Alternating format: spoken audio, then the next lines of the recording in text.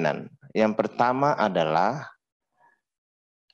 kebijakan Permen yang 35 ini, kan kita mesti tanya dulu, apakah ada masalah? Lalu dibikin permen, kan gitu. Kalau masalahnya nggak ada, ini kan seperti menggaruk yang tidak gatal. Kan gitu. Nggak gatal kok digaruk. Nggak ada masalah kok dibikin. Akhirnya overcorrection. Yang harusnya tidak ada masalah, diperbaiki, jadilah masalah. Gitu loh. Ini yang pertama. Jadi saya yakin Menteri Nadiem tidak akan berpikir begini nih. Ini kayaknya di bawah-bawahnya nih. Kayaknya di bawah-bawahnya ini nggak beres ini. Orang-orang Kemendikbud. Yang kedua pimpinan adalah seperti yang Pak Putra bilang tadi, kami sangat setuju bahwa ada komunikasi yang mampet atau mungkin mereka tidak berkomunikasi dengan para bawahannya sendiri yang ada di LL Dikti seluruh Indonesia. Padahal cuma 16 ya LL Dikti. 16 orang. Saya 2 provinsi. PAC saya kecamatan ada 77. Saya masih sempat telepon satu-satu. Walaupun itu membutuhkan 2 atau 3 hari. Ini cuma 16. 1 hari aja bisa, 1 jam jadi itu.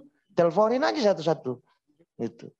Nah, jadi komunikasinya nggak bagus. Tahu-tahu dibikin seperti semuanya administratif. Dikasih surat, dikasih permen, harus taat, harus ini, harus itu. Ya suratnya aja seperti kata Pak Ferdian, kita nggak tahu nih, jangan-jangan udah melanggar lagi dengan yang di atasnya. Jangan-jangan melanggar Perpres, jangan-jangan melanggar PP, gitu.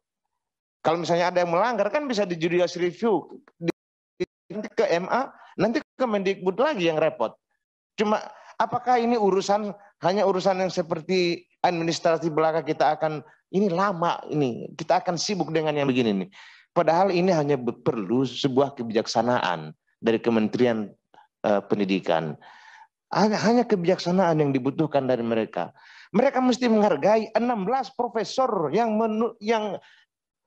sudah mengabdi begitu lama mengatur para PTS di Gorontalo saja. Sebagai contoh, karena saya perwakilan Gorontalo, kebetulan di sini ada kepala L2 Dikti 16. Ya, ini yang paling bungsu ini Pak, L2 Dikti 16 ini. Saya di Dapil Gorontalo. Kebetulan di Komisi 10 ini ada Ibu Sakina Al-Jufri di Sulawesi Tengah. Di Sulawesi Utara ada Ibu Vanda Sarundayang, ada juga Ibu Adriana Dunung Kambe. Kami berempat di Komisi 10 di satu wilayah L2 Dikti. Gitu. Ya. Mereka menghubungi saya, 3 provinsi menghubungi saya, perguruan swasta, perguruan tinggi swasta, mereka menghubungi kami. Minta ini nggak ada masalah, kenapa dibikin masalah? Nggak ada masalah selama ini. Ini kan seperti itu ya tadi lah, menggaruk yang nggak gatal, gitu kan?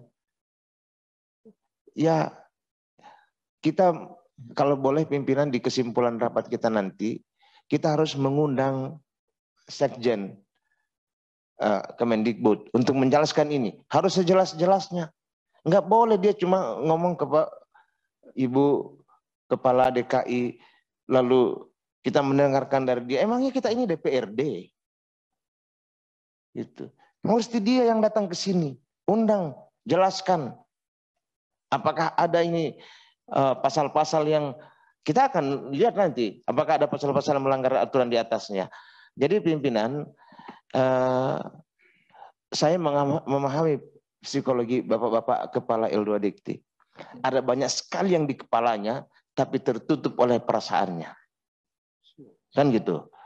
Ya, mereka ingin sekali banyak bicara, tapi karena posisinya adalah ya sama kayak kita, nggak mungkin kita mengkritik atasan di partai Pak. Ya, jadi mereka ini yang keluar dari tadi ini, saya menghitungnya adalah 1/8 dari apa yang ingin mereka ungkapkan. Seperti kata Ibu Ratih, belum keluar semua nih. Ya nggak mungkin ini keluar semua Bu Ratih. Mereka ini bawahan dari orang-orang itu. Gitu. Nah, jadi ini harus dipanggil pimpinan juga perusahaan pula, ulang-ulang. Perguruan tinggi swasta Kita undang juga perwakilannya, Aptisi, untuk memberikan komentar.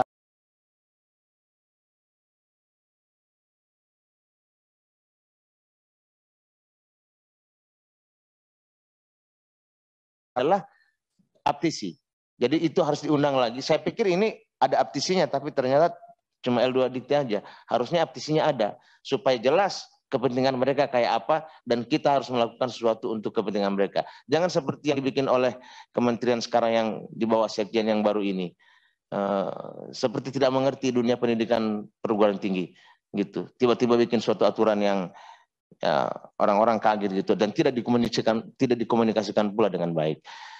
Ini pimpinan, satu kesimpulannya, tolong kita agendakan rapat dengan sekjen untuk dia datang di sini. Siapa tahu di rapat itu ada hal yang bisa kita perbaiki.